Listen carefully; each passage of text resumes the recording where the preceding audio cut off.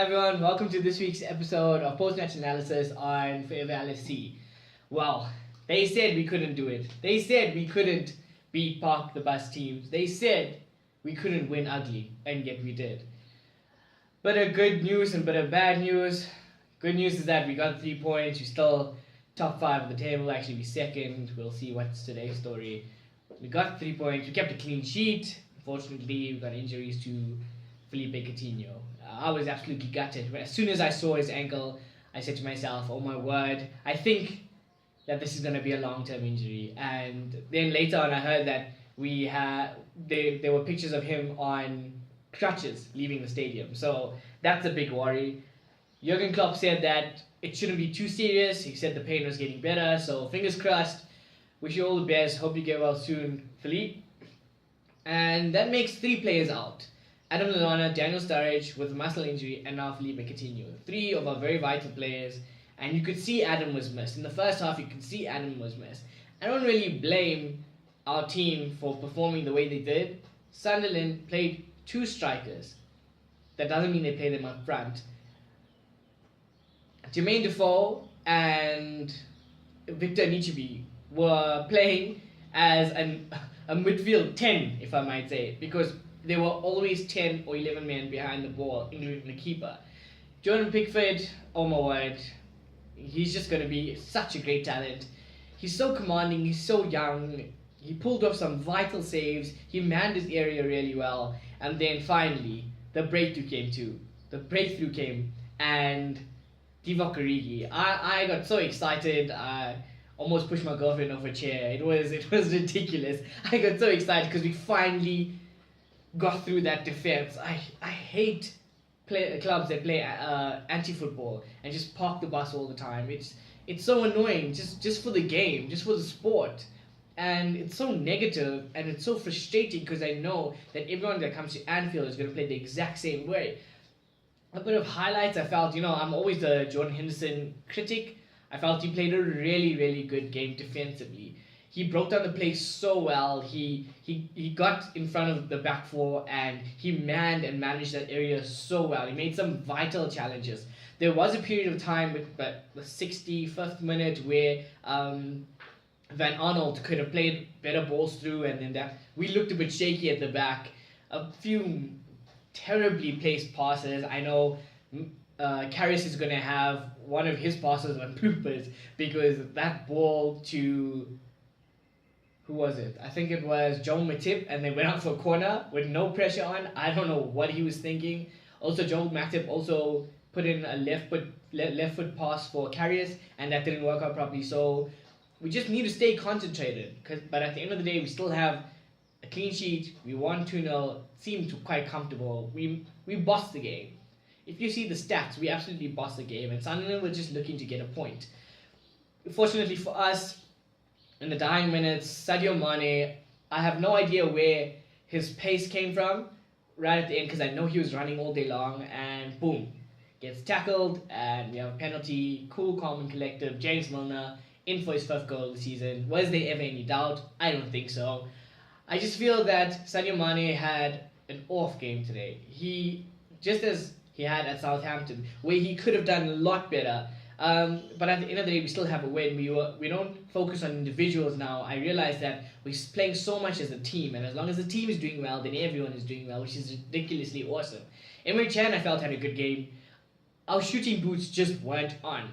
A bit of a scare for Roberto Firmino at the end, where he got absolutely smashed from behind. I felt there was a foul, but obviously the ref didn't feel that way. I just hope that his muscle injury, I heard he had a calf strain, so I just hope that's not too serious, because having the 4th vital player out is going to be unspeakably disappointing.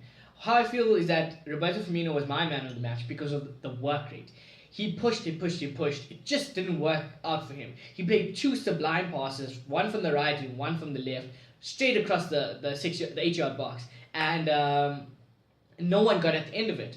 Divock Origi's introduction, I was a bit skeptical because he hasn't been playing a lot of football, but typical Divock Origi. He looks to be coming into his own and showing why Klopp has faith in him. It's going to be big decision, because if Studge is fit for Tuesday's game against Leeds, then I don't know if he's going to start Divock.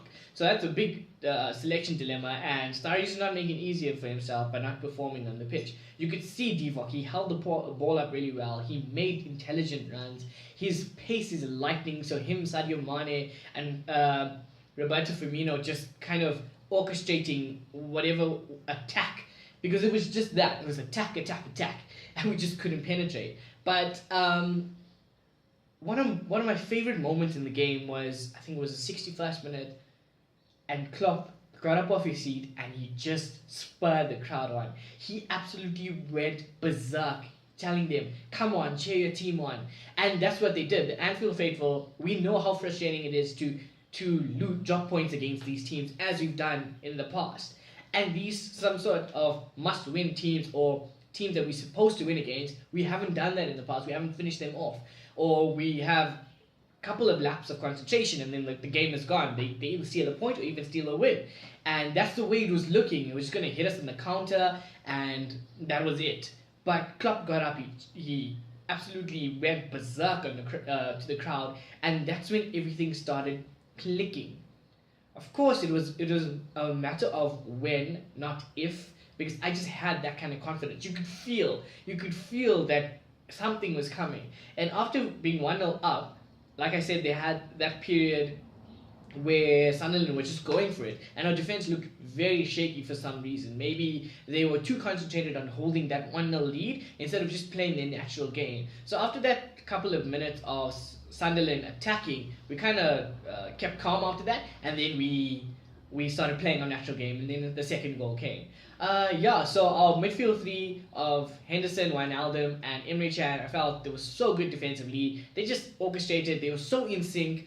I just feel we lacked a bit of creativity, but other than that, they were perfect. Our defense, Nathaniel Klein, Mr. Reliable, James Milner, he tried his best to put in deliveries, just wasn't working out. Henderson, I feel, should just come a bit more forward at times and let his midfield two of Wijnaldum and Chan back him up, because he does have a bit of vision, he does have creativity. We've seen it in the past, so he just needs to let that come out as well. Not only focus on defense, because that's why we have the three. That's why we have the three engines. We have three that's supposed to be very in sync, and because they're more defensively minded, that's what they're supposed to be. That's why you can rely on each other to do pretty well in terms of that, and then just alternate. And Matip, Lovren just keeps getting better and better. Matip is so cool. I know they had everyone had their doubts about him, but he's just growing into the role. I do feel we need a bigger leadership role, someone to command the area. Karras is looking quite good in terms of the saves. He pulled off two vital saves, one from Watmore and one, I think he came out and he saved Anichibi's shot. But other than that, he didn't have much to do. His distribution still needs a bit of work, but he's getting there. I saw him play the ball out really quickly. He's good with his feet. He just needs to calm down a bit. But anyway, at the end of the day, what matters is 3 points. We're still up there. Unfortunately, I thought Chelsea were going to draw, so they were going to drop points. But next week's a big game for them. I feel that now until December is must-wins for us. It's like cup finals, if I might say so. Just so that we can stay up there by the end of next year.